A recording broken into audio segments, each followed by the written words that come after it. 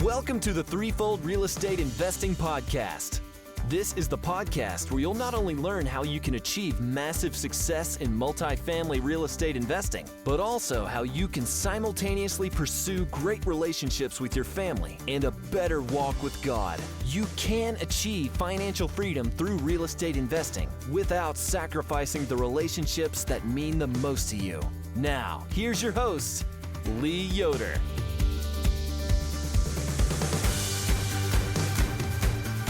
Welcome back, Threefold listeners. I hope you're having a great week this week as we move into the fall season. It's beautiful here in Ohio. It's my favorite time of year. You got the Buckeyes playing well. The Bengals are playing terrible, but it's football season. It's fall season. We love it. So I do not have a great guest for you today. It's just me doing kind of a solo cast here. Actually wanted to talk through my plans for the podcast. We're kind of downshifting a bit and kind of bringing the podcast to an end in its current form. I'm going to keep it going, but I'm not going to be doing it every week. I'm not going to be bringing a guest in every week. Thought is maybe every month or two, I'll kind of hop on and give updates. And I still want to have this platform, have this media outlet, I guess, to kind of talk to our investors, potential investors, others in the space that are just, wanting to hear about what we're doing, how we're doing it. I really enjoyed this podcast. So what I wanted to do today, actually, on this podcast episode is talk through the podcast and a little bit like why we did it, why I wanted to get it going, and just how it's gone, what I've learned from it. I mean, I started this, I want to say like back in May of 2020. So about 3.5 years, about 175 episodes. We're up to almost 20,000 plays. We've had listeners from over 40 countries. Supposedly that's what our, I think Spotify we use now. Those are the stats they gave us. So really cool. Just kind of blown away by some of those figures. And it's been awesome. It's been so fun. Again, going back to 2020, we owned a few small multifamilies. So we flipped a house, then we flipped a duplex, and then we bought a 16 unit, an 8 unit, and a 10 unit. We bought those 3 little multifamilies at the end of 2019. And coming into 2020, we owned those and I loved it. I was a full-time physical therapist at the time, but I wanted to go all in on real estate and had the small multis and wanted to get into the bigger stuff. So I'm seeking out, mentors and reading books, listening to podcasts. And, one guy who's been killing it in multifamily investing for a long time is Joe Fairless. And he's local to me. He lives here in the Cincinnati area like I do. And he wrote a great book. It's sitting behind me. It's called The Best Ever Real Estate Syndication Book. And so I thought, well, why wouldn't I read that? And it really is like a textbook. I mean, it tells you, like, if you want to syndicate apartments, if you want to go all in on this, here's what you do. Play by play. I mean, and it's a lot of, what he did. So it's just one path, but Joe has been incredibly successful. And so I thought I'll read this and just kind of start following in his footsteps as much as I can. And one thing Joe is big on is the podcasting. If you know him or his brand or whatever, like, he's been doing a daily podcast, I don't know, 7 or 8 years daily, 7 days a week, 7 or 8 years straight. Now he has 2 other guys that do the hosting now, and I think he's on every once in a while, but for a long time, I mean, I've been doing mine every week for 3.5 years. And I feel like that's like an incredible accomplishment for me. Does not really fit my personality. I'm not someone that likes to do the same thing a whole bunch of times. That's why I like being an entrepreneur and being in real estate, because there's a lot of variety and a lot of, doing different things. So doing a podcast every day, I can't even imagine doing it every day. But that's what Joe did. And in his book, he talks about how valuable a podcast is. And so I got it started. That's really kind of what led me to do it. I said, well, I'm going to do all the things. Sometimes if you want to be successful at something, people talk about, look to those who've already done it and who have done it really well. And sometimes it's just like blindly following. Like, if they say this is what works, let's do this. And I've seen tons of fruit from it. It's been really valuable and a lot of fun. In the early days, it was just me. I mean, I'd have people on. I had a lot of guys and girls that I knew and more local investors. And I just reach out to people, and people have been so gracious to come on. It's been incredible. I mean, just early on, having guys and girls that host big conferences, have written books and purchased thousands of units, they would agree to come on my podcast. And I remember telling my wife and others, I'm like, they must not be doing any research, because if they knew how little my podcast was and how few people are listening, they would not come on. But they did. So I don't know what is behind that, but I'll just say that they were generous with their time. And I was really grateful. And in the early days, I edited it all myself. I did everything myself. I would invite people on. They'd come on, do Zoom. I used this software that we had on our computer because we use it for our family videos. So we're always taking videos on our phones and stuff. And for my wife for Christmas, I always throw them into this program and create a family video. And so I was like, well, I got this software. I'll just use this. And so I just throw the Zoom recording in there, edit it, and there's no video or anything. And I was doing very little editing. So to give you an idea, they'd come on, I'd talk to them, we'd kind of prepare them and stuff. And I would maybe email them some questions or whatever, but I just talked to them for like 5 or 10 minutes before. Here's what we're going to do. I'd hit record. We'd go in, and I would never like pause or, oh, let's just redo that. Like my editor will get it because I'm the editor and I don't want to do any editing. So we just blast right through. We're done. I hit stop recording and I'm hoping that's it. And when I would go through it, I might listen to the whole thing, but while I'm conducting the interview, like I'm taking notes so that if there is something that I need to cut out, I know right where it is and I know where the good spots are. And I would just throw it out there. So it was more like, I don't know. That's probably not the right way to go about things. I think other people would really prepare themselves a lot more and maybe spend some money and have an editor and just deliver a better product initially. For me, it was about just going through I shouldn't say going through that sounds really bad. It wasn't just going through the motions, but part of it was like, let's just take this step. Let's just start working on it. And I think one thing I had right was I thought I'm not going to be a great podcast host early on, and I'm not going to get great guests early on. I'm not going to do anything early on. So let's just start it. Let's just call this practice and let's just jump in. And that's just the way I do things. I'm a jump and build a parachute on the way down type of guy. And so that's how I handled this. I jumped into it. I edited it myself, and it wasn't a great product, but again, I started getting some great guests on right away. And then sometimes people would come on my podcast. They'd have me on theirs, and that was awesome. I wanted to get on other podcasts. I gained so many things. I just wanted to hit on a few, but I've already mentioned this a couple of times, but the networking, I would say that's the number one thing. Again, I've done 175 episodes, almost all of them. Just a handful have not been, having a guest on. Like we'll talk about a property that we bought or sold or different things like that. My wife's come on a couple of times and we've had some fun episodes together. But out of the 175, I would say, probably at least 155, maybe 160 have been guests. So I've met 155, 160 different real estate investors, most of them active. I'm usually having sponsors on, and I've learned so much from them. Most of these guys and girls are doing more than I'm doing. They've done it for longer. They've done it bigger, better, those things. So just learning so much. And then sometimes like they're just doing it a little bit different. I've had a ton of people on that have been in a lot less than I have and probably purchased less units or whatever. And I've learned a lot from them because they do it a different way. They have a different background and maybe just kind of a different niche or just kind of hit on some different things and figured out some things that I haven't. So I have not partnered yet on a property like with another sponsor, but I feel like I've just got numerous people out there that I could, and I've been asked by some of them to partner. And I think down the road, there are going to be some partnerships, but I've reached out to some of them and said, hey, I got this question. I've never done this. On the podcast, you talked about doing this, like bringing in a 1031 investor as a passive investor or something. That's a really tricky thing to do, but I've had guests on that have talked about that, and they have attorneys that know how to do that. And so something real specific like that, I can reach out to those people because they're in my network, and they're in my network because I have a podcast. And I don't do a bunch of the conferences, but I've done some of them, and it's really fun to go to a conference and see all these people and feel like I know them a little bit because they've come on my podcast, and some of them I've come on their podcast. And just to show you that I've had people on my podcast that I should not have gotten on my podcast. I'll go to conferences, and a lot of the speakers on the stage have come on my podcast. I mentioned Joe Fairless. He came on my podcast a few weeks ago, and I'm like, man, he's got to have something. He's got better things to do with his time. But again, gracious enough to come on, and he was so much fun. And I've been to his conference, not only is he on stage, but it's his conference. And then, credibility. And I think that's one thing Joe Fairless talked about in his book is, just, it does tend to give you some credibility. The fact that you have a podcast, similar, I would say not as much, but like if you write a book, I guess anybody can write a book, but not just anybody will. And if you do it, I think that says a lot about you. And I think the same is a little bit true for a podcast. There's hundreds of thousands of podcasts out there, but there's 330 million people in the country. And then, billions around the world. Like there's not that many people that have a podcast. So I think it says something about you. Again, for me to have done it for 3.5 years is kind of mind blowing because I don't tend to like to stick to like the same thing for that long. But I do like talking. I like having people on and talking. So there was a lot I liked about it, but staying that consistent, doing it every single week was a challenge for me.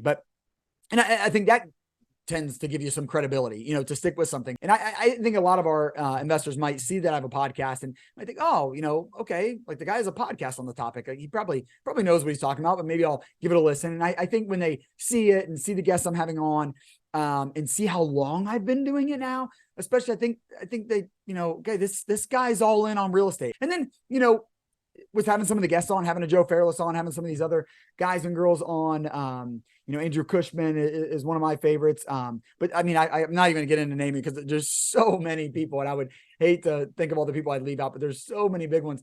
And it's just so neat. I think having them on, kind of gives me some credibility. So I'll take all the credibility I can get. And that's a fun thing about it.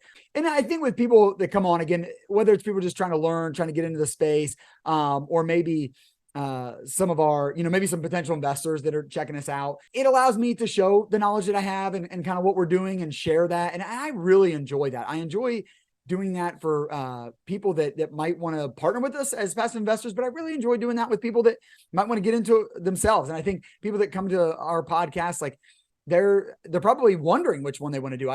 That's kind of what I tend to think. And I don't know for sure, but I know some of the things about our listeners, but I think a lot of our listeners are considering getting into real estate, and maybe they think they might want to do it passive or actively. And maybe they do a little bit, but maybe they end up going passive and they invest with us or other sponsors. And it's really fun to share my knowledge. And then not only that, if you've been listening to this podcast for any time, I tend to just lead with my faith as well. We are not ashamed of our belief in Jesus and how we, build our life around that. Myself, my wife, and our family, and our business. We've built our business on the foundation of our faith in Jesus and what that means for us. And so that's been really fun. It's been fun for me with my listeners. It's been fun with our guests. Again, if you've been listening for any time, that I try to always remember. Sometimes I forget. My wife reminds me when she's editing it. I didn't say that. Maybe I'll get into that in a minute. That my wife edits the podcast now. So I didn't grow up too much and become a big time in the industry and have an editor, that I pay a lot. It's my wife, and she does it for free. Thank you, Hannah. And but you'll remind me when I forget to do the prayer request, and I hate that, but that's a really fun thing. It's been really neat to connect with my guests in that way. A lot of my guests are Christ followers as well, and a lot of them aren't. But most people, I think pretty much all of them enjoyed being asked about a prayer request, because what that means, whether you're a person of faith or not, is that I truly want to spend time thinking about you, but praying for you. And that means something to me, whether it does to you or not.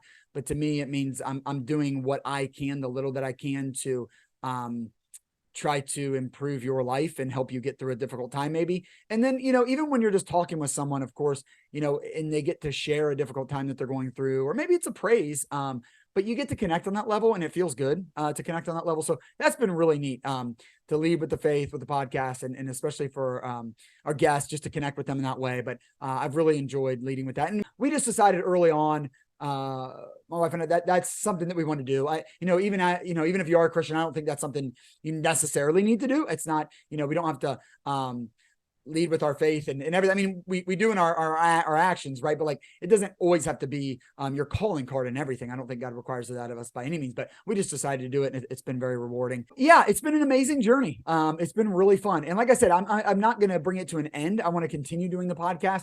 It's just going to be a little bit different, and certainly not as regular. I'm not going to do it every week.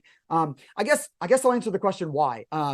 So, again, I started with why did we do it? And it was because Joe Fairless told me to, I guess, it was part of it. But no, the reasons behind it for him was it's you want to establish yourself as a person of authority in the industry you want to get into. And it's a networking opportunity. We talk about that. Just a lot of things I've talked about. And so we've really achieved those things. Now, not to the degree we want to. I am not big time. I don't know everything. We've not bought thousands of units. We've not really achieved any of like the big audacious goals that we have. And I think God is calling us to much more. It seems like he wants to take the business, further. But as far as, the networking, I mean, I've networked with, 155, 160 people. There's a bunch more out there, but feel like just developed a great network. I don't need to know everybody in the space. So I feel like kind of check that box. I do feel like it established some credibility and just that, people that can listen and the podcast episodes will always be there. That's kind of a nice thing. It's not, with technology today, they'll always be there. So we always have 175 episodes. So people can continue to go back and listen and see, kind of learn from me and our experiences and the knowledge that I have gained by doing, but also by listening to my guests, and they can learn from my guests. I can go back and listen to those and learn kind of a coach mentor. And I told him, was just thinking about maybe it was time to wrap it up to some degree, like keep it going, but not doing it every week, not bringing guests on all the time and doing all the work that goes into it. Cause it's a lot of work. It's a lot of work for me. It's a lot of work for my wife since she's doing all the editing and publishing and all that. And my coach / mentor said, well, is it the best use of your time? And I think, we all need to be asking ourselves that. And I think just after doing it, what we feel like is kind of long enough as far as doing it every week and really being, really into it at a pretty high level, my wife and I, and both of us spending time, it felt like there is better use of our time now, just because we've done it. For me, one thing that's very, that's still podcasting is going on other people's podcasts. I think, I like being on that end, and my wife doesn't have to do anything. So now she can spend her time elsewhere in our business, which she does. And then, there's less prep for me, as well. So a lot less time, and I still get to be out on the podcast now. I don't get to learn from those people because I'm telling my story, not them. Just, I think, yeah, there's other things we want to do. We've established some other, mediums. I'm speaking at a couple events, in the next couple months. And so that's another way to do some of the same stuff. And I think I'm really going to enjoy doing that. I've done it a little bit so far, kind of doing it to a little bit higher level now. So really looking forward to doing that. And so just feel like I'm going to put my effort and energy and time into some other things that I think will be a little bit more valuable now that we've done the podcast for 3.5 years. One thing I did want to answer was like, because my wife threw this out, like, would I recommend this to others? And so if you're listening and it's a consideration of yours or somebody, I definitely would. I think especially, I guess, especially early on, I would jump into it again. I just, the network, the knowledge that I gained, the credibility that I think it established. There's just not too many other ways to get all those things. And so I think a podcast is a great thing if you're trying to get all those things. If you don't like talking, if you don't enjoy, communicating with people, maybe it's not for you, but, if you do, if you're in this space and you're kind of, a salesperson that likes to talk and likes to talk to others and you're extrovert or something, I would definitely recommend it. If you think it kind of fits into your goals and you want that network, that knowledge, that credibility that maybe comes with doing a podcast. So, what it's going to look like from here on out then is, again, I think just kind of, here and there sporadically, I'm going to jump on, again, maybe with Hannah sometimes, because I like doing, I like the format where she interviews me and we kind of go back and forth. So next time we close on a project, we're hoping to close one, not too distant future. We'll see how things go. But we'd love to come on and just kind of update that and what we're learning and things like that. So, but yeah, that's what it's going to look like. So, for those of you that have been listening to the podcast, I'm humbled by that. Thank you. I hope you got a lot out of it. There's so many other good ones out there. I mostly listen to like the macroeconomic ones. I get so much real estate stuff. Some of the ones I've really enjoyed over the years. Joe Fairless has one that's every day, and so like I said, a couple other guys host it. The Michael Blanc podcast is one I've listened to a lot. I like the Multifamily Nation one. They just talk about a deal each time. The Left Field Investors, I'm going to that conference next week, or this coming week, actually. They have a podcast that's good. There's so many out there, so many good ones. Bronson Hill, a friend of mine, he has a good podcast. There's just so many good multifamily. Just search it. I mean, of course, the Bigger Pockets one, but that's a good one. And my friend of mine, Andrew Cushman, is on that one a lot, so I like that one. So many other good ones to listen to. But I thank you for listening to mine and being a part of it, being a part of this podcast. It's humbling. I appreciate that. So that's all I have today. So since I don't have anyone to be on to ask for prayer requests, I will give my own. I don't do that. One thing that's cool to say, like, I've had some guests that are also Christ followers and even some of our investors, some people that I've connected with, or just some other guys or girls that are wanting to get into it. They've said, hey, I've listened to your podcast and you always ask for a prayer request, but you never give one. So what's your prayer request? And I've had people take that and pray with me or pray later for me. That's so awesome. So I'll give one today, since I don't have anybody else to give one. I'll give a prayer request. It would just be for our family in general. Hannah and I have 2 kids. A lot of you probably know that. And it's a really sweet time. Our kids are 10 and almost 8. And we're just having a lot of fun with them. Work has been pretty busy. We just bought one. We're trying to buy another one. We sold a couple this summer. And, with Hannah and I working in the business together, she has a podcast, but she does a lot more. But work can just spill over into every area of our life. And that's fun. Like, it's really cool that we get to work together and pretty much work from home and design our schedule. And our kids we do a hybrid homeschool program. And so we just have this like really integrated lifestyle, and it's awesome. I wouldn't trade it for the world, but it is difficult for me. I love to work, and it's hard for me not to let work spill over. So that would be a prayer request for me, if you wouldn't mind, just praying that I navigate that well, that I listen to the Lord and I'm led by him. Part of that for me is getting up and starting my day in the word and starting my day in prayer to make sure I'm feeding myself with that and trying to have those eyes for my world and see it as the Lord sees it and what he would have me do, versus just jumping in and like, all right, let's start crunching numbers. Let's throw things in the spreadsheet. I mean, I love that stuff.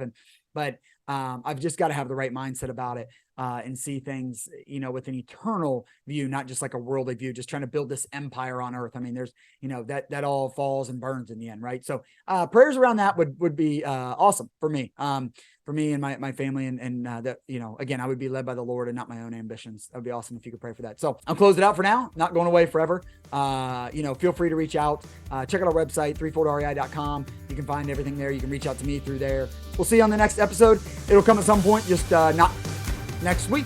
It'll be maybe in a few weeks, maybe in a couple months, but we'll see you then. You guys take care. Thanks. Thank you for joining us for another great episode. I hope you'll take action on what you've learned today. If you enjoyed today's show, please consider leaving Lee a 5-star rating and review. And check him out on threefoldrei.com. Until next time, 1 Timothy 6:17.